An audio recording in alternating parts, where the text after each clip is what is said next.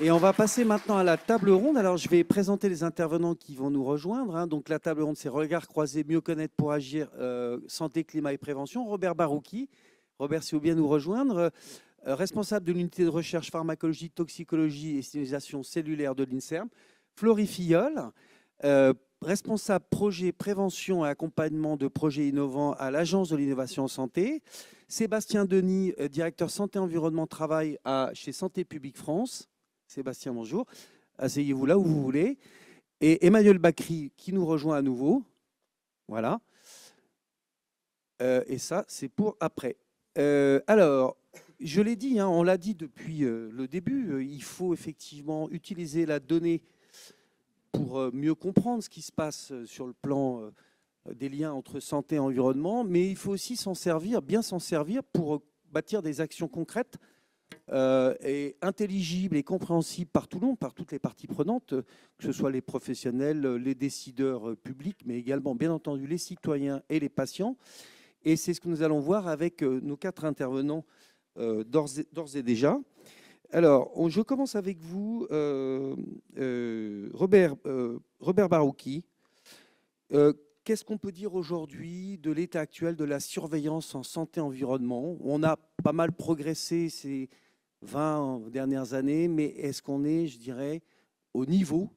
Et qu'est-ce qui nous reste encore à éclaircir dans le champ de ce lien multifactoriel entre la santé, entre l'environnement et la santé? Beaucoup. On a beaucoup progressé quand même. Ouais. Donc c'est beaucoup progressé et beaucoup de besoins encore de compréhension et de données. Je pense que si je prends un exemple, par exemple, de la biosurveillance, donc, que Santé publique France connaît bien, je pense que maintenant, on a quand même pas mal progressé en France. Est-ce qu'on est aussi bon qu'aux États-Unis? Pas encore. On est mieux sur certains plans. Peut-être on va avoir plus de données, mais aux États-Unis, ils ont ça depuis un certain nombre d'années, enfin des dizaines d'années, et c'est très régulier, et donc c'est très comparable. L'Allemagne a des données qui sont aussi assez régulières. La France commence à en avoir de manière assez régulière, mais a élargi un peu le champ de la biosurveillance vers d'autres aspects, notamment nutritionnels ou autres. Donc ça dépend par rapport à qui on se compare. On est beaucoup mieux que d'autres pays européens. Il y a des pays européens où il n'y a pas grand-chose, donc ça dépend par rapport. Donc on a quand même bien progressé. Sur le plan environnemental, il y a des domaines où le monitoring, la surveillance existe depuis pas mal de temps, qui sont faciles, l'eau, l'air, donc l'INERIS, je pense, s'exprimera tout à l'heure. Par contre, les sols, c'est un peu le parent pauvre. On essaie de faire quelque chose. Alors, il s'avère que là aussi, il y a quand même des progrès parce qu'au niveau européen, il y a l'Agence européenne de l'environnement qui récolte toutes les données environnementales des différents pays et qui les associe. Il y a Copernicus qui donne énormément de données satellitaires. Donc, il y a des progrès et il y a de gros trous, si vous voulez, dans les connaissances. Mais quand on voit l'Agence européenne, par exemple, de l'environnement, elle a beaucoup de données donc environnementale.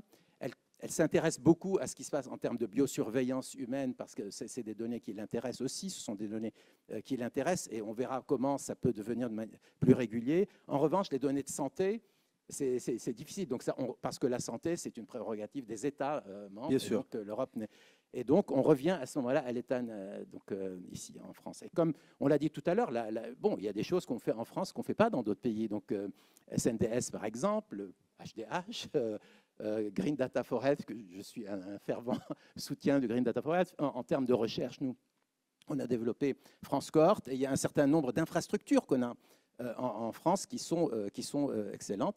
Et puis, il y a quand même beaucoup de points d'interrogation et beaucoup de manques dans la compréhension et dans les données. Je donne simplement un exemple. L'Agence européenne a estimé que sur 100 000 substances chimiques qui sont actuellement, donc, disons, à un certain tonnage et en consommation en Europe, on sait beaucoup de choses sur 500 sur 100 000. On sait un peu sur 10 000 et 20 000, c'est-à-dire qu'on sait peut-être que c'est génotoxique, mais on n'a pas d'autres informations. Et puis, finalement, il y a peut-être 70 000 sur lesquelles on ne sait pas grand-chose. Prenez des substances chimiques très populaires actuellement, les PFAS, les perfluorés, les polluants éternels. On connaît très bien, il y a 4 PFAS. Alors là, on sait beaucoup de choses. Hein. Je peux vous raconter des tonnes d'effets toxiques de ces PFAS. On dose une trentaine assez facilement. On peut aller un peu plus loin, bien sûr, mais on a donc quelques données sur une trentaine. Et puis, on nous dit qu'il y a 10 000 PFAS. Et donc là, donc vous voyez, c'est compliqué. Évidemment, on n'y arrivera pas en faisant la même chose que ce qu'on a fait sur les 4, parce que là, ça prendrait éternel. Et c'est là qu'on a besoin de modélisation, de capacité, disons, d'intelligence artificielle, de modélisation, ou de tests très rapides, etc. Donc, il y a un vrai besoin. Il me semble qu'une des difficultés, il y a pour moi, d'après ce que j'ai cru comprendre, 2 mots-clés qui sont au cœur de vos travaux. C'est premièrement les corrélations. Quid des corrélations entre type de polluant et incidence majorée de pathologie chronique, et puis également responsabilité partagée, c'est le fameux effet cocktail. Oui, alors, comment est-ce qu'on avance là-dessus? Alors, corrélation, bien sûr, on a beaucoup d'études, on a un certain nombre de cohortes en France, ailleurs en Europe et dans le monde, qui permettent d'établir des corrélations entre une exposition donnée et un effet toxique. On a l'approche expérimentale qui est quand même extrêmement importante, et sur le plan réglementaire, c'est l'approche en fait la plus souvent donc mise en jeu pour déterminer des valeurs seuil, ce qui est important. L'approche informatique qui prend de plus en plus d'importance et qui devra en prendre forcément, parce que on ne va pas pouvoir faire toutes ces données. Mais ça reste des corrélations, il faut toujours faire attention. Donc, beaucoup de données, c'est très bien. Corréler des données, alors beaucoup de données, mais de données de bonne qualité. On a parlé tout à l'heure de faire. Évidemment, si vous prenez des données de mauvaise qualité, vous les comparez avec d'autres données de mauvaise qualité, vous sortirez des corrélations de mauvaise qualité, il n'y a aucun doute là-dessus. Des données de très bonne qualité, donc c'est très important cet effort qui est fait partout. On ne peut pas faire un projet européen sans qu'on nous demande un work package sur la vérification des données. Donc ça, c'est très important. Mais corréler, ça ne suffit pas. Ça ne suffit pas pour établir une causalité. Il faut ensuite qu'il y ait une espèce de compétence d'experts qui viennent regarder ces choses-là et aller plus loin. Tout à l'heure, j'étais frappé par les cartes qui ont été montrées, la comparaison des cartes. Et ce qui, moi, m'a frappé, c'est la Champagne. Il y a la Champagne qui ressortait avec beaucoup de problèmes rénaux et pas tellement de diabète, pas tellement de causes. Donc là, j'ai envie d'aller m'intéresser et d'essayer de mieux comprendre. Donc, les données, c'est une base, c'est fondamental, et on n'ira pas très loin sans comparer les données, avoir des données de qualité et les comparer, mais il faut ensuite l'expertise. Il ne faut jamais trop éloigner les données des expertises. Et sur les effets cocktails, alors comment est-ce qu'on peut essayer Parce que derrière, ça priorise des décisions, logiquement. Hein. Non, mais on est tout à fait d'accord. Et alors, c'est un tout petit peu compliqué parce que soit vous identifiez les mélanges, disons, de substances pertinentes pour un effet donné à partir d'études épidémiologiques. Mais ce mélange va être différent si vous faites une étude dans un pays ou sur un effet, par exemple, neurotoxique, ou si vous le faites dans un autre pays ou, par exemple, sur un effet reprotoxique. Et donc, les mélanges, et donc, ça va être à chaque fois un tout petit peu compliqué. Mais c'est possible, ça se fait, c'est faisable, mais c'est long et difficile.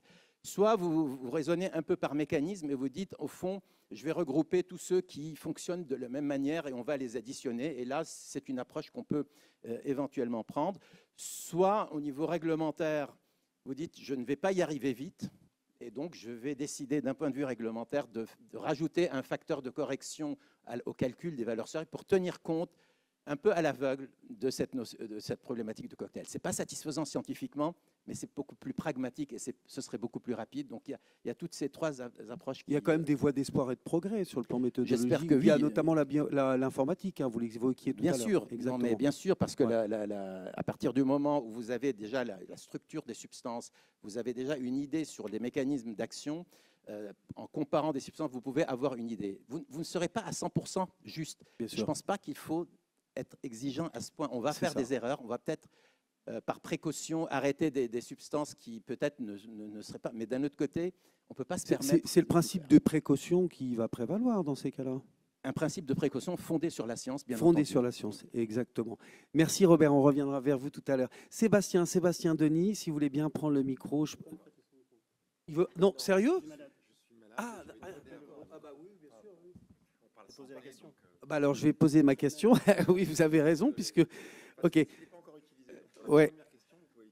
Non, mais on va le laisser Emmanuel puisqu'il est malade. Ou alors est-ce qu'il y a un autre micro? Oui, on va faire ça. On va être un peu agile là, du coup. Voilà, on pousse le bouton. Comme ça, je peux vous relancer en même temps que... Voilà. Donc, je l'ai dit, hein, vous êtes directeur santé environnement travail à Santé publique France. Alors, on a évoqué, hein, et on l'a entendu ce matin, la surveillance je dirais, de l'environnement. Comment est-ce qu'elle peut alimenter des travaux de recherche? Dans quelle direction pour mener des... Parce que des travaux de recherche dans le sens que si se pose des bonnes questions en amont, comment utiliser les données issues de cette surveillance qui s'accroît, hein, qui s'affine, hein, on va le voir, on vient de le voir avec les pollens, avec l'expérimentation vive, et il y a plein d'autres champs de surveillance. Comment la recherche peut s'appuyer sur ces données et comment bien les exploiter? Alors, ça marche. Oui. Tout d'abord, merci pour l'invitation et merci pour la présentation des projets et l'intervention de Robert qui ont déjà permis d'apporter beaucoup d'éléments de réflexion. Donc, Santé publique France est une agence de surveillance qui s'appuie sur les données de la recherche. Et donc, je voudrais dire déjà que les dernières années, les politiques publiques ont permis d'apporter beaucoup d'éléments en termes de surveillance des expositions. Et bien sûr, ce sont des éléments absolument importants pour orienter les politiques publiques. Donc ça, c'est un premier point, c'est-à-dire qu'on a progressé en termes de connaissance des expositions de la population française grâce au plan national santé-environnement, grâce à la stratégie nationale sur les perturbateurs endocriniens. Et ça, ce sont des progrès éminemment importants. La France peut se vanter, alors on a beaucoup de progrès encore à faire en termes de biosurveillance, mais d'avoir inscrit dans la loi le fait d'avoir un programme de biosurveillance. Et c'est le Grenelle de l'environnement qui a instauré cela dans la loi. Donc ça, c'est un progrès extrêmement important.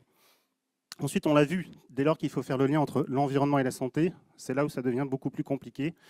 Parce que la santé, ce n'est pas qu'une exposition à une substance chimique, ce n'est pas qu'une exposition à un facteur de risque, c'est une exposition à un ensemble de facteurs, et en particulier à des déterminants sociaux également, donc facteurs chimiques, pollution de l'air, des allergènes, mais aussi à des facteurs sociaux, des conditions de vie, de la qualité de l'alimentation. Et donc, la difficulté, c'est qu'on doit intégrer l'ensemble de ces données pour pouvoir mieux approcher le fardeau, ce qu'on appelle le fardeau. Des données hétérogènes à la base. Des données hétérogènes, ça a été très bien illustré, sur lesquelles on se casse les dents et on passe beaucoup de temps pour essayer de les regrouper et de faire que ces données, ensemble, parlent et donnent un message qui ne soit pas un message qu'on a au gré du hasard, parce que, comme l'a dit Robert, il ne s'agit pas d'aller corréler des choses qui n'ont des tomates et des carottes, mais d'y mettre un vrai sens au sens épidémiologique. Et en même temps, il y a des méthodes statistiques de neutralisation, je dirais, de la trop grande hétérogénéité des données, toutes choses égales par ailleurs. Par exemple, en statistique, c'est toujours justifié, non, ou pas? Alors, je ne suis pas statisticien, mais en tous les cas, ça me semble être là un enjeu majeur, c'est-à-dire de revoir un peu notre conception d'une entrée par silo, avec des réglementations qui ont été faites pour alimenter la connaissance des milieux, etc., vers une entrée pour mieux comprendre l'épidémiologie et les liens avec l'environnement et mieux appuyer les politiques publiques, c'est-à-dire d'aller d'une approche exposition, où on va déjà apporter beaucoup en termes d'action sur la santé publique, puisque agir sur l'environnement, agir sur les milieux, c'est une vraie action de santé publique, rappelons-le, même si on n'a pas des données de santé ou d'incidence.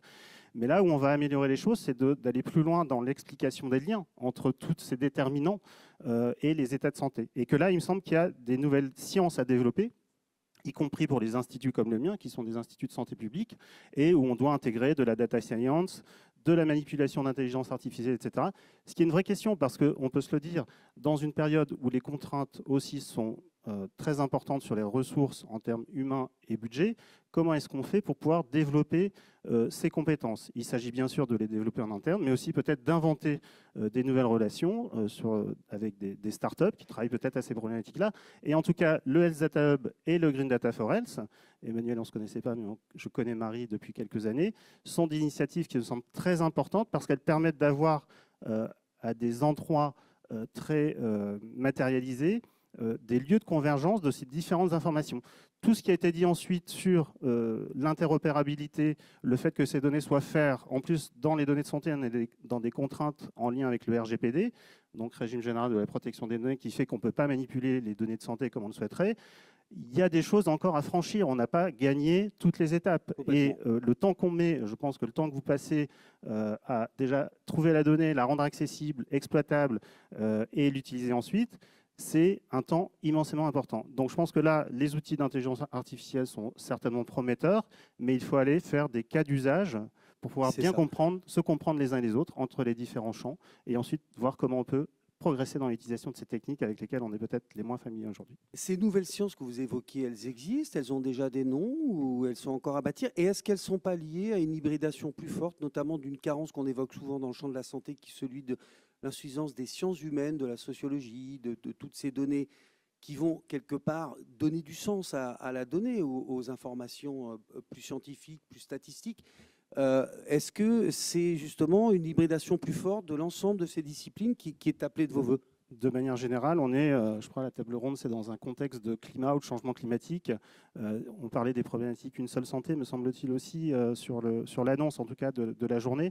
Il me semble qu'effectivement, il serait vertueux que les différentes communautés scientifiques se parlent de manière plus aisée. Donc, et ça, peut-être, la communauté de recherche a intérêt à mieux se structurer pour pouvoir appréhender ensemble ces enjeux. On a vu la présentation par M. Génin, c'est ça? Oui. Je ne veux pas écorcher votre nom, désolé, mais où on voit des spécialistes de l'épidémiologie, de la spatialisation. On a parlé FDEP, Monsieur Génin, je rappelle. Voilà, biostatistique, et aussi des spécialistes des inégalités territoriales qui vont travailler ensemble. Donc ça, on ne peut appeler qu'à cela, et aussi à peut-être mieux structurer du coup en amont les appels à projets de recherche et les guichets de recherche, pour pouvoir favoriser. Donc ça, c'est ce que fait le Health Data Hub et le Green Data Forest par le biais de l'appel à projet de recherche. Mais je pense que ces sujets-là ont tendance, devraient être amplifiés. Et si on va sur des logiques One Health, on va aussi intégrer peut-être, alors j'ai vu que vous intégriez aussi des données sur la biodiversité, les sols, où on a plus affaire ici à des écosystèmes côté INRAE, donc peut-être encore plus éloignés de l'écosystème santé. Là, il va falloir aussi qu'on réfléchisse à comment mieux s'approprier collectivement les enjeux. Robert, tu parlais des sols, je crois. Le sol, c'est flagrant. Le sol est une interface éminemment importante en termes de santé publique. Le réseau français, le RMQS, réseau de mesure de la qualité des sols, il a le mérite d'exister, mais il est particulièrement insuffisant. Donc, parce qu'il n'y a pas de directive ou il n'y a pas de loi transcrite d'une directive européenne qui vient intensifier un système de surveillance sur les sols comme on a sur l'eau ou sur l'air. On voit aussi que derrière ces enjeux-là, il y a comment on arrive à faire des réseaux de mesure de la qualité environnementale ou de l'alimentation. Je vois qu'il y a des représentants de l'ANSES et l'étude d'alimentation totale a apporté beaucoup d'éléments.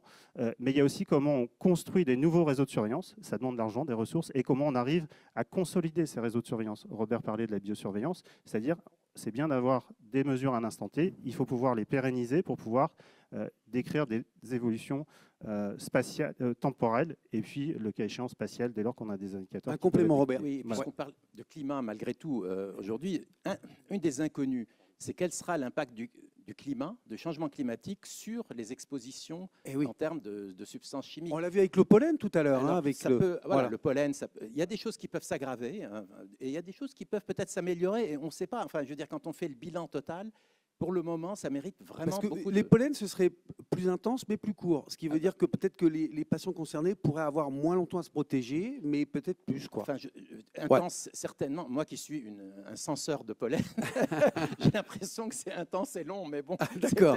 Oui, malheureusement, c'est variable selon les uns et les autres. Peut-être il faut demander au psychologue quelque chose, mais il est évident que je pense que là, il y a des inconnus. Le changement climatique, va introduire énormément de modifications, donc bien sûr sur les pollens, les infections, mais aussi sur les substances chimiques. Ça peut augmenter la dégradation de certaines substances, comme ça peut augmenter leur concentration, comme ça peut augmenter leur métabolisme en quelque chose de plus toxique. C'est quelque chose qui reste assez mal connu et difficile à établir. Il y a deux mots-clés qui sont associés depuis le début qui me paraissent importants, c'est vous dire le temporel, mais aussi le spatial. Et là, l'approche territoriale pour laquelle on a eu les deux cas d'usage, on voit bien à quel point, y compris pour vous qui êtes pourtant un institut, je dirais, à vocation de santé publique nationale, il faut que vous alliez aussi au plus près, avec l'ensemble de vos partenaires, au plus près des micro-réalités des territoires.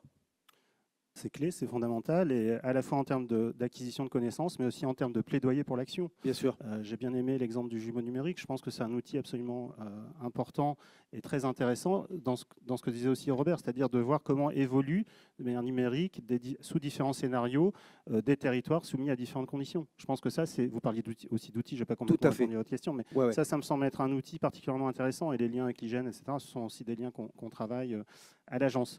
Donc là, effectivement, c'est à la fois d'avoir les données à l'échelle des territoires, et donc ça rejoint la question des dispositifs de surveillance dont on a à disposition, Donc parfois on a des indicateurs nationaux, on n'a pas tous les indicateurs territoriaux. Si on parle de biosurveillance, jusqu'à présent, on n'a que des indicateurs qui sont représentatifs de la population générale. On n'arrive pas à avoir des indicateurs régionaux.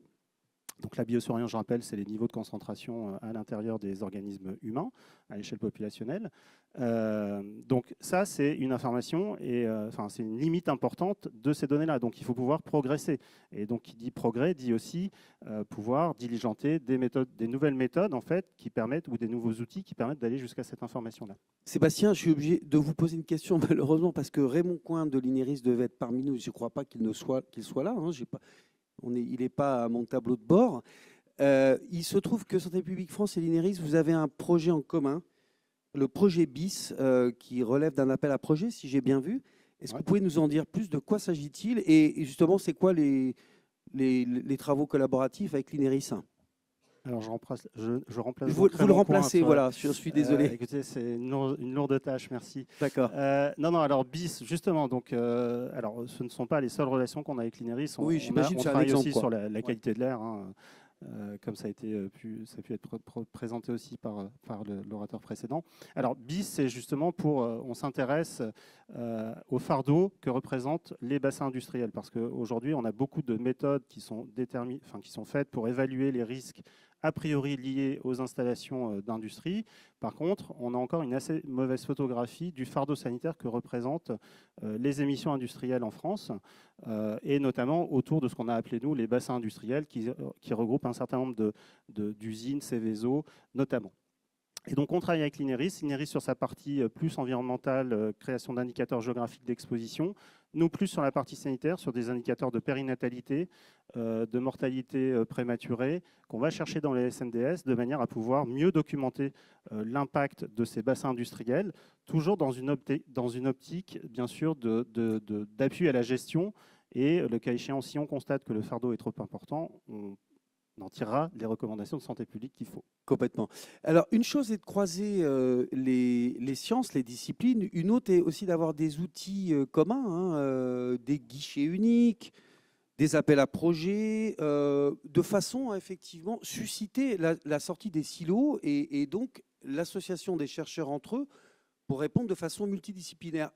Robert, est-ce que c'est quelque chose que vous pratiquer avec plaisir et de plus en plus régulièrement avec des sociologues, des politologues, enfin je ne sais qui dans votre champ d'action? Non, avec très grand bonheur. Mais moi, je suis responsable de l'Institut thématique de santé publique et il y a des équipes d'épidémiologie, il y a quelques équipes de toxicologie, mais il y a beaucoup d'équipes aussi de sciences humaines et sociales. Quand on regarde par exemple les inégalités sociales de santé, c'est un déterminant majeur pour les expositions environnementales, pour les impacts environnementaux. Si on ignore ça, on peut passer à côté finalement de beaucoup de choses. Et là aussi, c'est un domaine où il faut pousser, il faut mieux comprendre. Et nous, on essaye au maximum dans la construction des grands programmes qu'on nous confie parfois ou pour lesquels on donne un avis, de rajouter cette dimension qui ne doit pas être artificielle. Hein. Il ne faut pas juste rajouter un sociologue, parce que finalement, on a besoin d'ajouter un sociologue. C'est toujours le risque, oui. C'est beaucoup plus... En fait, c'est intriqué et c'est fondamental. Hein. Donc, moi, je pense que c'est un domaine qui est inévitable. Un ou deux exemples, peut-être, d'appels à projets multidisciplinaires qui vous paraissent emblématiques dans ce que vous avez pu mener ces derniers temps, que vous menez en ce moment? Alors, il y a des programmes européens, donc dans le champ de l'exposome, par exemple, qui rassemblent en tout cas des disciplines extrêmement différentes et extrêmement variées. On est en train de réfléchir sur des programmes un peu nationaux où on met à la fois des expositions, donc chimiques, physiques ou autres, mais aussi le rôle des inégalités sociales dans ces expositions, un peu ce qui a été montré tout à l'heure. Hein. On voit un peu les inégalités et la pathologie, mais là, on essaie de voir les intermédiaires, enfin, la médiation. Est-ce que c'est médié par le fait que quand on a une situation socio-économique relativement difficile, on habite plus proche du périphérique, où on a une consommation qui est de moins bonne qualité, voilà, et donc on est contaminé plus. Est-ce que c'est ça le médiateur ou est-ce qu'il y a autre chose? Et ça, ou est-ce que c'est l'éducation? Ça met en jeu énormément de problématiques et ça, c'est quelque chose qu'on essaie maintenant de mettre dans nos programmes. Est-ce qu'à votre votre sentiment, il y a des disciplines qui sont encore trop sous-estimées, sous-employées dans cet élargissement, cette hybridation des connaissances et des approches ou pas? Alors, en fait, elles sont. Je pense que pendant très longtemps, ça a été un tout petit peu séparé quand même. Hein. C'est Donc, sûr. on avait un. Il en faut aussi des programmes séparés. Même si vous demandez à des sociologues, ils vous disent, moi, j'ai besoin aussi d'avoir un programme de sociologie parce que Bien sûr. quand on veut faire de l'interdisciplinarité, il faut être déjà très bon dans sa discipline. Eh oui, c'est sûr. Et donc, il faut des moyens pour pousser. Et c'est vrai que ces domaines des sciences humaines ont été moyennement bien financés ces derniers temps. Alors, il y a eu un appel à manifestation d'intérêt récent par le ministère sur les SHS, très focalisé sur les SHS. Et ça, c'est une très bonne initiative. Ça finance des problématiques. SHS, rappelez. Sciences humaines et sociales. Ah, Donc, pardon. donc, c'est tous les âges de la vie, le travail, etc. Enfin, toutes les questions, disons, de sciences humaines et sociales. Et c'est très bien. À côté de ça, d'autres programmes sont par définition interdisciplinaires. Et là, c'est très bien de les mélanger. Donc, il faut qu'on gère un bon équilibre entre des programmes spécialisés et des programmes, disons, plus ouverts. Emmanuel, si vous voulez bien prendre votre micro contaminé, donc pas encore. Donc justement, alors la traduction de cette interdisciplinarité, cette volonté d'avancer en commun, c'est cette alliance entre le HDH et le Green Data for Health. À quoi servent les hubs? C'est quoi? Vous êtes là pour repousser les frontières, les silos, les faire exploser, mais pas pour faire n'importe quoi. Il ne s'agit pas de faire de la réunionite pour faire de la réunionite, si je comprends bien. J'espère bien, oui. Donc, pour parler plus spécifiquement du hub, le hub, ça a été créé il y a maintenant 4 ans et demi. La mission principale, c'est faciliter l'accès à la donnée de santé pour la recherche d'intérêt public. Alors, quand on a dit ça, vous voyez tout ce que ça entraîne. Hein, c'est énormément de choses. Et évidemment, on parle de toutes les disciplines. Et pour rebondir sur ce qui vient d'être dit, à votre question, est-ce qu'il y a des disciplines qui sont sous-employées? Complètement. En fait, non, je ne crois pas du tout. Par contre, il y a un manque d'interaction, ça c'est sûr. Voilà, ça, je pense que là-dessus, il faut avoir des hubs, il faut développer un écosystème qui c'est difficile. Hein, mais encore une fois, moi je fais pas mal d'IA, c'est un des problèmes de l'IA aujourd'hui. C'est que l'IA travaille trop en silo et l'IA ne travaille pas encore avec des experts des différentes disciplines. Et c'est un enjeu majeur de ces nouvelles technologies. Sachant que vous avez quand même un défaut, enfin une difficulté à franchir, c'est que toutes les disciplines ont leur champ lexicaux. Bien sûr. Il y a de l'interopérabilité aussi au niveau des humains. Exactement. Absolument. Alors là, et là elle est encore plus compliquée. Les IA n'y suffiront pas, à mon avis. Hein. Non, mais je suis absolument d'accord. Donc, on a été créé il y a 4 ans et demi dans le cadre de la stratégie nationale de l'IA, suite au rapport Villani. Donc, cette mission un peu générique, faciliter l'accès à la donnée de santé. Donc pour la recherche d'intérêt public, on n'est pas dans le soin primaire, on est dans l'utilisation secondaire de la donnée. Elle va se décomposer en plusieurs missions. Alors, pour dire les choses un peu rapidement, première chose, évidemment, c'est la gouvernance. Gouvernance, c'est un enjeu majeur. Hein. Aujourd'hui, je pense que vous en êtes conscient. Hein. Moi, quand j'ai commencé à travailler en tant que chercheur sur la santé, je n'avais jamais fait de santé avant. Je suis mathématicien.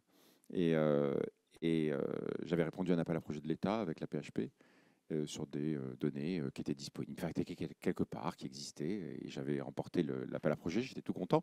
J'ai pris mon argent, j'ai embauché un ingénieur et j'ai attendu 4 ans pour avoir accès aux données. Donc mon ingénieur était parti depuis longtemps, j'avais grillé tout l'argent, il a fallu que je retrouve un autre financement. Ouais. Bon, j'étais assez naïf à l'époque. Ouais. Donc bon, la gouvernance, c'est un enjeu majeur, c'est un problème sur lequel nous, on travaille énormément, et collectivement, hein, ce n'est pas que nous, évidemment. Et donc, on joue un rôle dans la gouvernance nationale aujourd'hui. Hein. Comme l'accès aux données de santé reste difficile en France, mais ce n'est pas que la France, il ne faut pas non plus jeter la pierre, c'est quelque chose d'assez générique. Il y a des fast-track un peu, des voies rapides qui ont été mises en place par la CNIL. Notamment quand vous êtes un médecin dans un hôpital, vous pouvez faire une demande à la gouvernance locale de l'hôpital pour accéder aux données de santé de l'hôpital. Bon. Dès que vous êtes en dehors de ces fast tracks, vous devez vous adresser à la gouvernance nationale. Et la gouvernance nationale, elle commence par le hub. Voilà. Vous allez devoir déposer une demande d'accès, remplir un formulaire de protocole que nous, on va faire suivre. On va jouer le rôle de suivi de ce protocole, l'envoyer au CESRES qui va être un comité indépendant qui va juger de la qualité scientifique, éthique et de l'intérêt public du projet. Puis ensuite, il y aura la CNIL et ainsi de suite. Donc, on va vous aider. Il y a une direction web qui est exclusivement dédiée à ça, qui est aider au remplissage de ces formulaires et au suivi. Et ensuite, c'est pour tous les projets. Ce n'est pas des projets qui ensuite sont accompagnés particulièrement par le hub ou qui viennent sur notre plateforme. C'est de façon générale. Donc ça, organiser la gouvernance, c'est quelque chose de très important. Et j'en parlerai à la fin, mais ça doit être fait évidemment au niveau européen et c'est en train de se passer. J'en parlerai à la fin. Deuxième, on va dire, sous-mission de cette mission un petit peu chapeau de faciliter l'accès à la donnée de santé, c'est évidemment travailler sur la donnée. Donc on travaille avec beaucoup de producteurs de données pour la mise en qualité des données, des bases de données qu'ils ont, donc avec tout type de données. On va travailler par exemple avec, je sais pas, avec Unicancer sur les données de CLCC, on va travailler avec France Cohort, on va travailler avec... Enfin, il n'y a pas de limite. Hein. Et on va aider à la mise en qualité. On peut être aussi moteur dans la construction de nouvelles bases. Donc, c'est ce que je vous disais en introduction, hein, sur cet appel à projet entrepôt de données de santé. Donc, on est vraiment moteur et on accompagne tous les entrepôts de données de santé qui ont répondu à cet appel-là pour effectivement essayer de définir ensemble, collectivement, des jeux de données qui vont être disponibles et de façon standardisée dans tous ces entrepôts. On le fait sur la médecine de ville, enfin on le fait voilà, sur énormément de bases. On a aussi une notion de catalogue du Health Data Hub. Donc ça, c'est quelque chose qui est défini par la Commission nationale des données de santé. Donc c'est une commission indépendante et qui va inscrire des bases de données qui sont d'intérêt national. Donc évidemment, il y a le SNDS dedans, mais il y en a aujourd'hui, il y a une douzaine de bases et là, je crois qu'il y en a 25 en discussion pour l'inclusion, et sur lequel le Hub aura une mission de faciliter tout particulièrement l'accès, c'est-à-dire que ça soit vraiment rapide. Et donc, vous avez par exemple la base nationale des maladies rares, vous avez des cohortes, vous avez même des bases de données de Big Pharma privées, hein. On a une base de données de Roche, d'accès précoce, et souvent ces bases sont d'ailleurs chaînées avec le SNDS.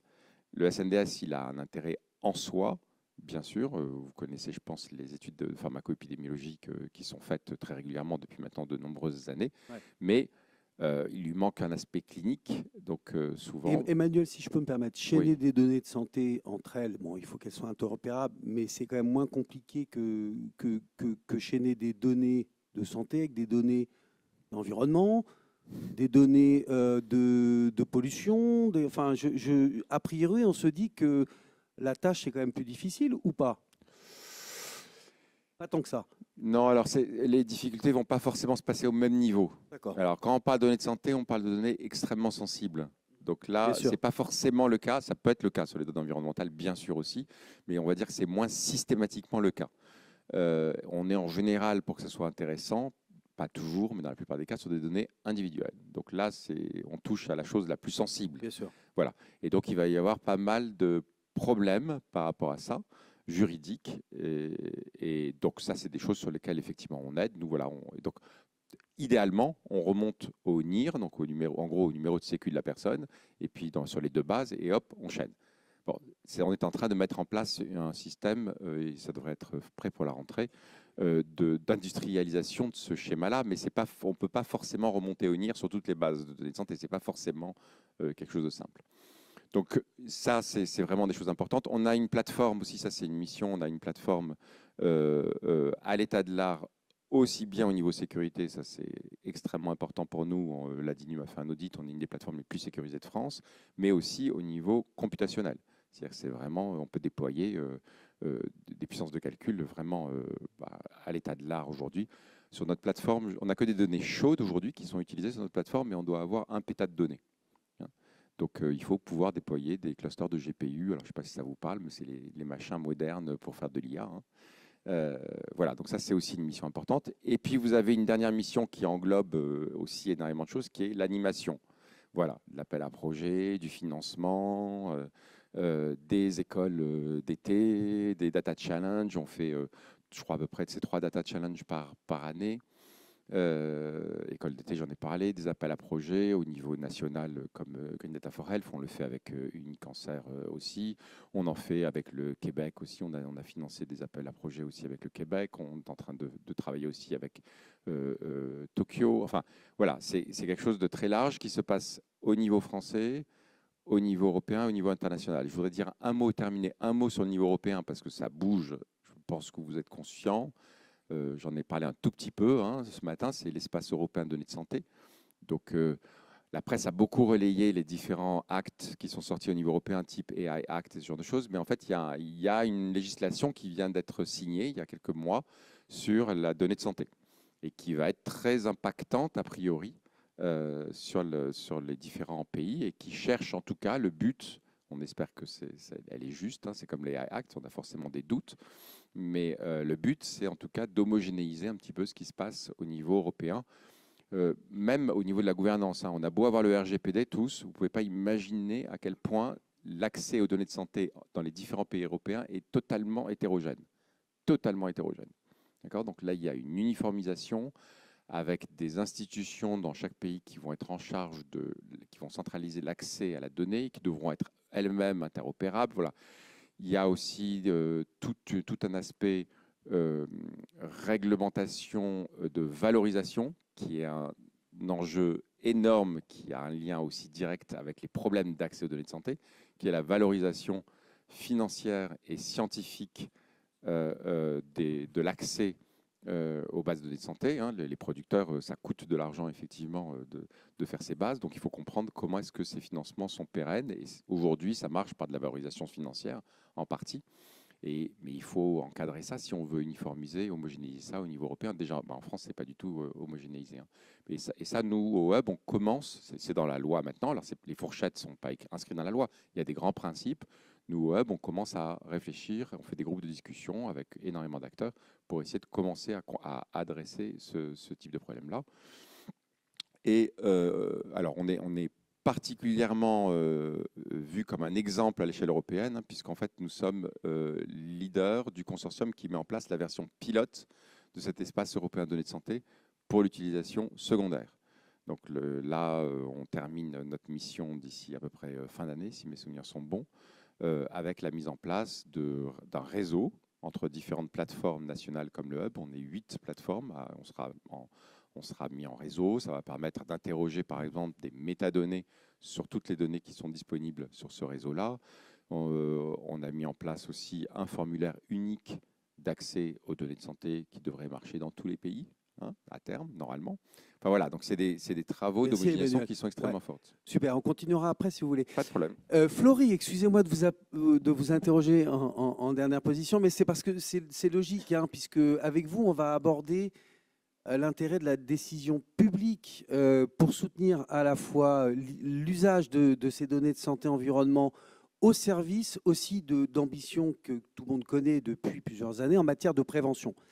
Alors déjà, peut-être nous rappeler comment l'Agence d'innovation en santé a au cœur de sa feuille de route l'innovation en prévention en santé, premièrement, et deuxièmement, comment dans ce champ-là, l'AIS peut contribuer à soutenir des projets, des appels à projets, un certain nombre de travaux collaboratifs, dont on a bien compris qu'ils doivent être par essence collaboratifs, pour innover dans ce champ-là. Oui, bonjour. Merci de me donner la parole. Donc, en effet, à l'AIS, on porte un projet prévention, innovation dans la prévention. Alors, ce projet est né d'un constat que l'on a fait, alors un constat unanime, partagé par tous, qui aujourd'hui dit qu'il faut qu'on aille vers un système plus préventif que curatif pour faire face à ce qui arrive en termes de maladies chroniques, vieillissement, pardon. Donc, vieillissement de la population, maladies chroniques, et également suite aussi aux nombreux retours de porteurs de projets sur le terrain qui nous ont été remontés tout au long de cette première année de vie de l'AIS et pour lesquels on s'est aperçu qu'il y avait un vrai enjeu aujourd'hui dans la prévention, notamment dans l'innovation, d'arriver à faire la démonstration de la valeur de ces innovations en prévention et pas uniquement de la valeur clinique, mais aussi sur une population suffisante pour démontrer un impact sur le système de santé et dans un objectif d'arriver à trouver de nouveaux modèles économiques pour financer pérennement cette prévention. Comment on l'établit cette valeur? Sur quel type d'indicateur? Est-ce que l'expression citoyenne, l'expression patient ne devient pas absolument clé? Parce qu'il y a des paramètres biologiques, mais il y a aussi des paramètres de qualité de vie qui sont fondamentaux. Bien sûr. Aujourd'hui, la qualité de vie, en effet, est reconnue également par la HAS comme un critère clé, notamment dans la prévention, où on a beaucoup parlé d'impact de l'environnement, effectivement, chimique, physique, socio-économique, mais aussi comportemental. Et donc, toutes ces sciences comportementales revêtent une importance très particulière dans la prévention. Et donc, en effet, en termes de critères d'évaluation, alors c'est très spécifique aussi à la fois à la pathologie, au champ étudié, mais aussi au type de prévention, parce qu'on ne va pas avoir les mêmes indicateurs si on parle de prévention primaire, secondaire ou tertiaire. Et donc voilà, il faut aussi s'adapter à tout ça. Et aujourd'hui, je pense aussi que la data peut arriver à permettre justement de faire évoluer aussi un petit peu toutes les méthodologies d'évaluation. Voilà, avec. Est-ce que vous avez un ou deux exemples en tête, par exemple, justement, de la façon dont la data peut faire bouger des méthodes et des évaluations, générer des nouveaux indicateurs? Est-ce que, par exemple, dans les appels à projets que vous pouvez soutenir ou initier, est-ce que ça nous donne, par exemple, des illustrations dans ce champ-là ou pas? Alors, en termes d'exemples, on travaille beaucoup au sein de l'AIS sur les nouvelles méthodologies, avec par exemple des cohortes synthétiques, des bras synthétiques, avec de la simulation de nouvelles données, justement pour essayer, par exemple, on sait très bien qu'en prévention primaire, pour arriver à évaluer certains indicateurs, on a besoin de plusieurs années, voire dizaines d'années. Donc, on espère aussi qu'avec ces nouvelles méthodologies, on puisse un petit peu raccourcir ces temps d'analyse et faire de la simulation. On parlait de jumeaux numériques. Effectivement, on souhaiterait pouvoir faire des jumeaux numériques de santé publique pour orienter justement les diverses décisions en prévention. Et ça rejoint d'ailleurs le livre blanc qui a été présenté il n'y a pas plus tard qu'un mois et demi, ici même, si je ne m'abuse, sur les données de santé artificielle. Tout à fait. Juste alors, vous évoquiez, il y a la nécessité d'avoir de nouvelles méthodes d'évaluation, mais également pour aboutir sur des nouvelles méthodes de rétribution, de tarification, pour aussi attirer les meilleurs talents et du coup générer, il y a à la fois une question de rétribution de valeur, mais aussi de compétitivité française à l'international. Oui, tout à fait. Effectivement, il y a tout ce volet-là sur la compétitivité et comment faire en sorte d'être le plus attractif possible, et notamment dans l'innovation. Aujourd'hui, on voit qu'il y a quand même une très forte émulation en France sur les porteurs de projets innovants et notamment dans la data. Donc en effet, ça c'est vraiment un point assez crucial. Prenons une technologie qui émerge avec la télésurveillance, qui est celle des capteurs. Est-ce que vous pensez à l'AIS que ça fait partie peut-être des outils qu'on peut...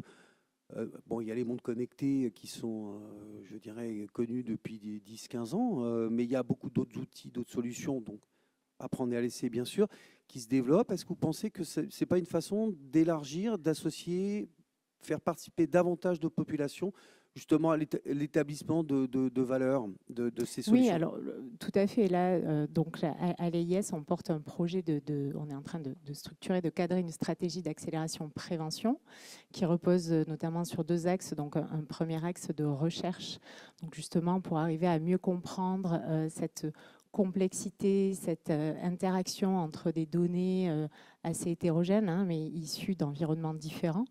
Donc ça, c'est un axe fort pour mieux comprendre et aussi analyser quels vont être les leviers. Donc on parlait de sciences comportementales, sciences humaines et sociales.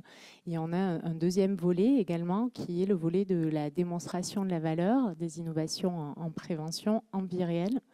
Donc effectivement, tout ce volet-là repose sur de la donnée qui serait captée, notamment par ces outils-là, et qui vont permettre de mieux comprendre aussi, alors il y a eu quand même déjà beaucoup d'études sur le sujet, mais de mieux comprendre les comportements et d'arriver, in fine, à aller vers une prévention de plus en plus personnalisée pour arriver à pousser des messages personnalisés. On peut affiner des sous-groupes comportementaux pour comprendre des décisions rationnelles, irrationnelles, etc., etc.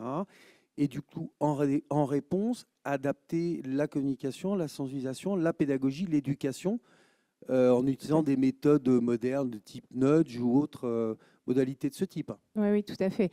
Là, vraiment, l'enjeu et l'intérêt, c'est à la fois de pouvoir finalement améliorer aussi l'impact des programmes de santé publique, hein, des programmes nationaux, donc pour cibler vraiment la population qui va répondre le mieux ou utiliser des outils comme vous en parliez de nudge, etc., pour toucher plus précisément la population cible.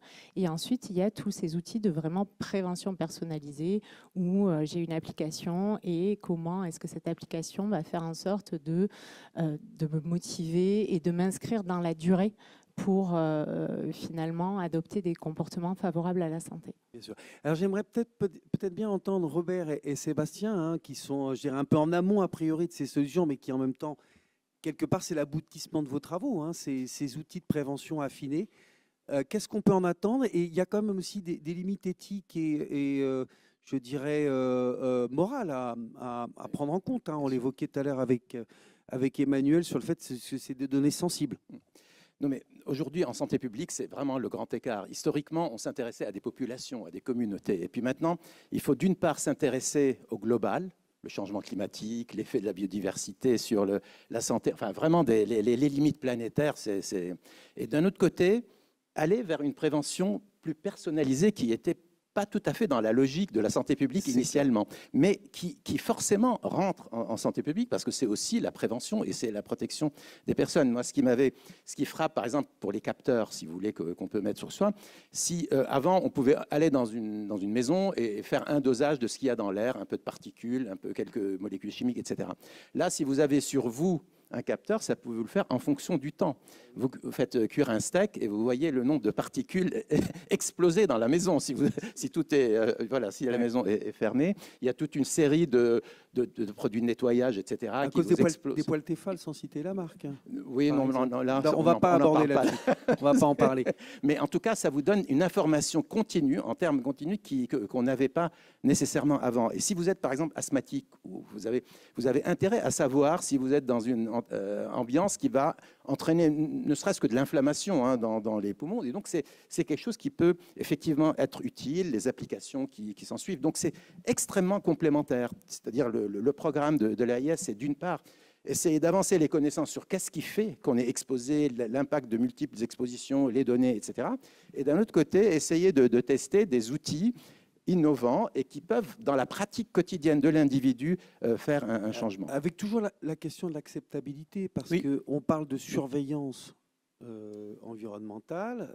D'ici à ce qu'on aille vers la surveillance individuelle, il y a un certain nombre de citoyens qui risquent de se rebeller. Maintenant, vous avez tout à fait raison. Cela dit, beaucoup de citoyens sont sur Facebook et font des photos de tout et n'importe quoi. Et donc, il y a beaucoup de choses. Donc, c'est la volonté des uns et des autres, hein. On n'est pas en train de faire une surveillance par l'État de la situation individuelle. Ça reste malgré tout, pas que c'est ce en tout cas dans nos contrées volontaires. Il faut susciter l'adhésion, c'est ça que je veux dire. Absolument. C'est pas évident. Sébastien.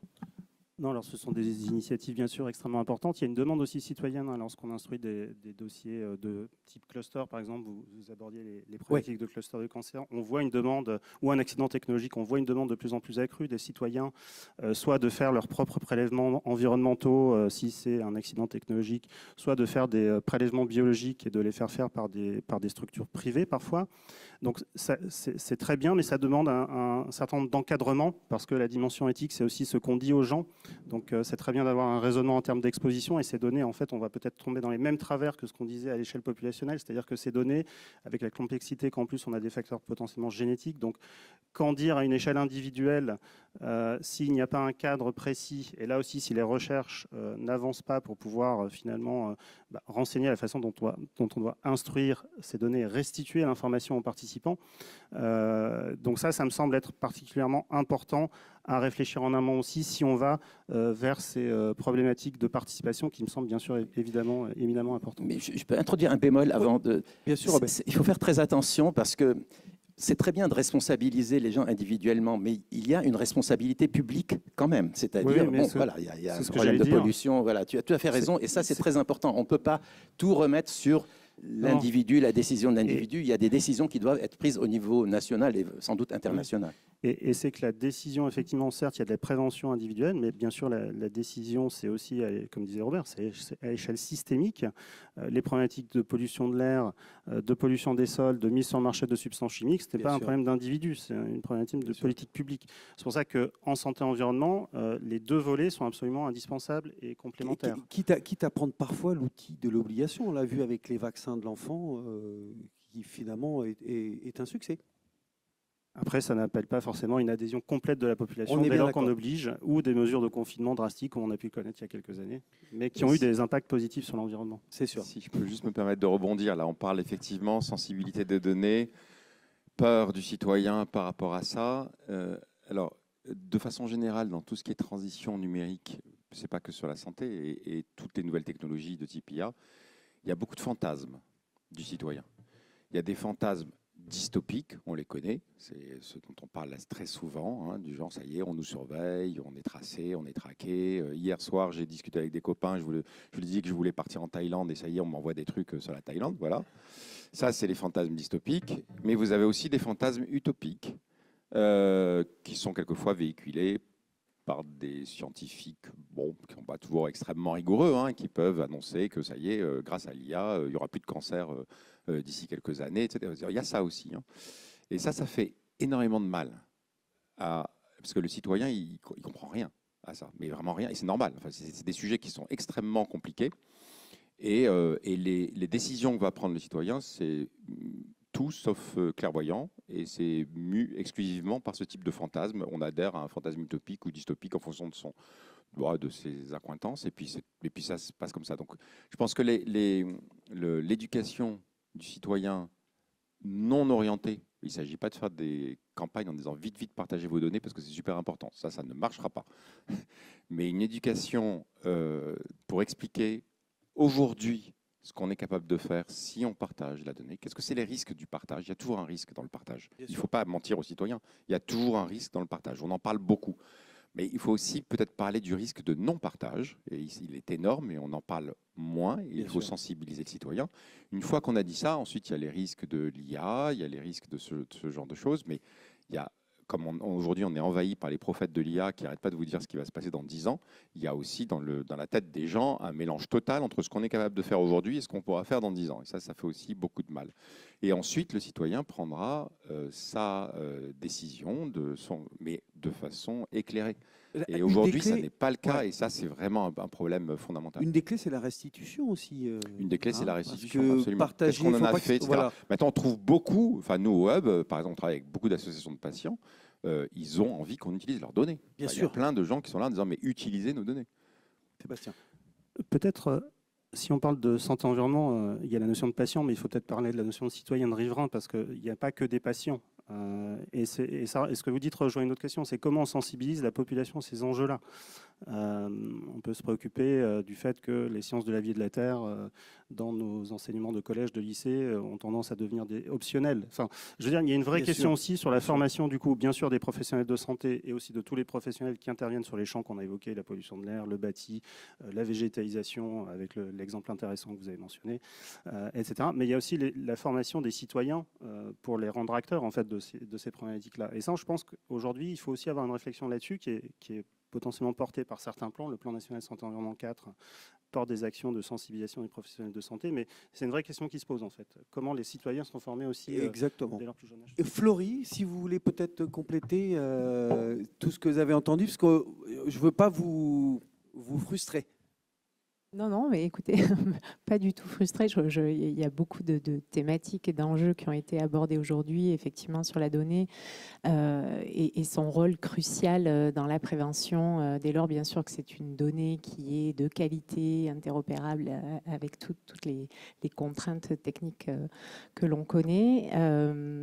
Non, nous, vraiment, à l'agence, on a cette volonté d'avancer sur cette thématique-là de la prévention et notamment vraiment d'aider les porteurs de projets innovants à s'inscrire dans une démarche d'évaluation qui est justement essentielle aussi pour les politiques publiques et pour les décisions.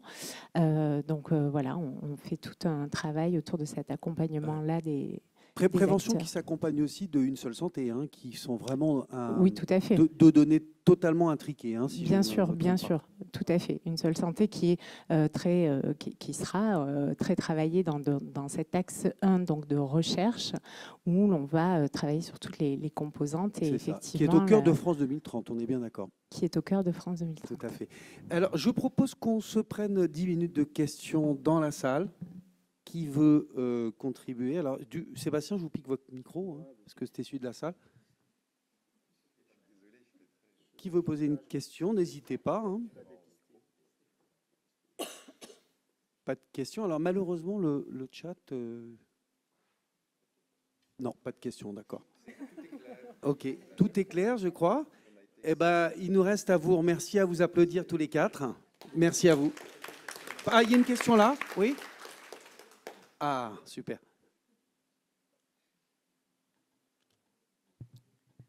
Bonjour et pardon. Non, non, ça marche. Ok. Alors, je me posais la question en fait de.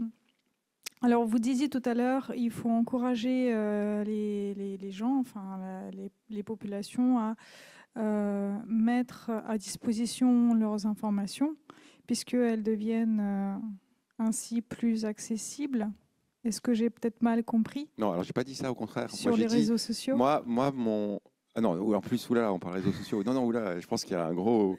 Alors déjà, moi en tout cas, ce que j'ai dit et ce que je pense, c'est que l'information du citoyen, elle ne doit pas être orientée.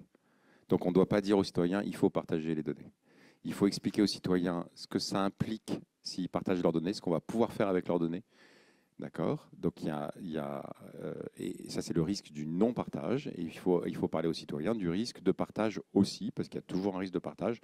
Et ensuite, il prendra sa décision en âme et conscience. Je pense qu'une campagne d'information orientée, c'est la pire des choses. Ça va braquer dans un sens comme dans l'autre. Enfin, c'est aberrant. Ça va encore alimenter ces fantasmes. Il faut au contraire dire, voilà la réalité d'un côté, voilà la réalité de l'autre. Et puis, il y aura des citoyens qui seront par essence, qui ont peur et qui vont dire non. Et il y en a qui seront plus partageurs et qui le feront. Ça, c'est sûr. Alors ensuite, sur les histoires sur les données de réseaux sociaux, donc ça avait été évoqué. Je peux aussi laisser la parole à d'autres personnes pour répondre. Les données de réseaux sociaux, c'est des données qui sont extrêmement sensibles, ok. Et je ne crois pas que... je ne crois pas qu'on soit ici, il y a des gens ici qui disent oui, oui, il faut qu'on puisse prendre toutes les données des réseaux sociaux des citoyens. Ça, je pense que ça m'étonnerait, je me fais la voix de... Il n'y a pas eu de projet jusqu'à aujourd'hui d'exploitation de ces données-là, puisque... Si, il y a bien sûr qu'il y a des choses qui sont faites, normalement dans les règles de l'art avec le consentement du citoyen, mais ensuite il faut s'assurer de la bonne gouvernance des instances des réseaux sociaux et être sûr qu'ils ont les bonnes autorisations, ce qui historiquement n'a pas toujours été le cas. Non, oui, je disais qu'il y avait effectivement des études qui sont faites sur les données sur les réseaux sociaux. Et les réseaux sociaux, c'est une source quand même très intéressante de données aussi qui permet souvent de détecter des signaux faibles. Et ça, pour la prévention, c'est aussi très important d'arriver à détecter ces signaux faibles pour pouvoir ensuite mettre en place des... Mais elles sont très difficiles à être utilisées. Très difficiles, elles ne sont pas propres du tout, ces données-là. Hein. Non, non, non. Alors, c'est pas réseaux sociaux, mais il y avait la fameuse truc que Google avait fait où il faisait soi-disant le suivi de l'épidémie de la grippe grâce aux requêtes de recherche que les gens faisaient sur Google. Et ça a été un fiasco total. Donc, il ne faut pas non plus croire que, ça y est, quand on a plein de données, on arrive absolument à tout faire. Ce n'est pas du tout si simple que ça, même quand on a plein de données. J'ai une question par rapport aux données environnementales et leur impact sur la santé et bien évidemment sur ce qu'on doit réfléchir nous dans la prévention. C'est la santé alimentaire de nos jeunes actuellement étudiants qui quittent le parent avec la bonne nourriture de maman et papa et qui sont dans les cités universitaires ou partout et qui bouffent du McDo, du Coca pendant les 5 années d'études qu'ils ont, plus je ne sais pas quoi, plus les boissons énergisantes là dans leur salle de sport et tout. Alors, je pense qu'il y a un nid populationnel d'études extraordinaires, c'est l'alimentation des jeunes dont on a les titres et les noms dans toutes les universités, voir pendant les 5 ans ce qu'ils bouffent, parce qu'en fait, par leur carte bancaire, on sait ce qu'ils bouffent. McDo, ils ont des comptes, ils ont tous ces trucs-là, et voir d'ici 4-5 ans ce que ça va faire, parce que au niveau alimentaire, moi, j'avoue que j'ai la trouille. Non, mais il y a des cohortes qui suivent ça de manière. Nutrinet Santé est une cohorte avec des dizaines de milliers de personnes et on suit ça. Et c'est clair que c'est corrélé, enfin, tout ce qui est transformé, ultra transformé, est très corrélé à toute une série d'impacts sanitaires. Et donc, vous avez raison, hein, l'alimentation est un vecteur majeur de... Bien sûr. Est-ce qu'il n'y a pas un levier économique et réglementaire qui est la fameuse taxe soda, Oui. qui est, par exemple, jugée 4 fois plus efficace en Grande-Bretagne qu'en France? C'est un député, Cyril Isaac-Sibyl, qui avait fait l'examen au dernier PLFSS, parce que les niveaux de seuil n'étaient pas les mêmes et donc c'était moins opportun pour les fabricants. Ah oui, non, mais vous Ok. avez raison. Oui. J'avais une question sur les refus pour le SDATAB ou SNDS, parce qu'on a tous la possibilité de refuser. Bon, j'avais vu un sondage qui vaut ce qu'il vaut, où à peu près 80% des gens étaient d'accord pour qu'on utilise leurs données de santé, mais ça veut dire qu'il y en a au moins 20% qui doutent. Mais j'ai l'impression, combien il y a de personnes qui envoient un courrier pour ces... Vous pouvez faire sur le SNDS, sauf, alors je ne suis pas expert juridique, mais je pense que par exemple pendant le Covid, il y avait des cas où vous ne pouviez pas faire opposition parce qu'il y avait un problème de santé publique. Mais sinon, vous pouvez envoyer un mail au hub en disant, c'est nous qui recueillons ce genre de demande, en disant je ne veux pas que mes données du SNDS soient utilisées pour la recherche en santé. Vous avez le droit de le faire, c'est tout petit. Et c'est tout petit même après, vous savez, vous avez ces émissions de télé que je nommerai pas, qui quelquefois font hyper peur avec les big pharma, les méchants machins, etc. Vos données de santé sont prises, etc. Donc là, on a un pic, mais le pic, c'est ridicule, quoi. C'est vraiment tout petit, tout petit, tout petit. Alors en même temps, il faut faire une démarche positive. Bon, mais heureusement, parce que s'il fallait faire une démarche positive, si on faisait du opt-in, donc faire une démarche positive, ça c'est la catastrophe, hein, je vous dis tout de suite. Une démarche positive pour partager ces données de santé, à l'échelle nationale comme pour le SNDS, ça veut dire plus de base de données non biaisées. Parce qu'en fait, on est déjà biaisé dès la base parce que c'est les gens qui veulent qu'on partage. Ça, il y a un biais inhérent au problème et ça, c'est une catastrophe. L'opt-out, c'est par défaut, on partage. De polémique. Après, mon espace santé, c'est de l'opt-out, par exemple. Au niveau européen, de toute façon, ça sera du opt-out. Ça y est, ça a été une bataille quand même. Ça a été une bataille. Le don d'organes, la liste d'opposition, c'est 1,7% des gens. Mais c'est 30% de gens qui refusent. C'est pas du tout 1,7% sur la SNDS. À cause de l'entourage. C'est beaucoup, beaucoup moins sur la SNDS. Ouais. On n'est pas du tout à du 1%. D'accord. On a oublié quelque chose? On vous applaudit tous les 4. Merci infiniment.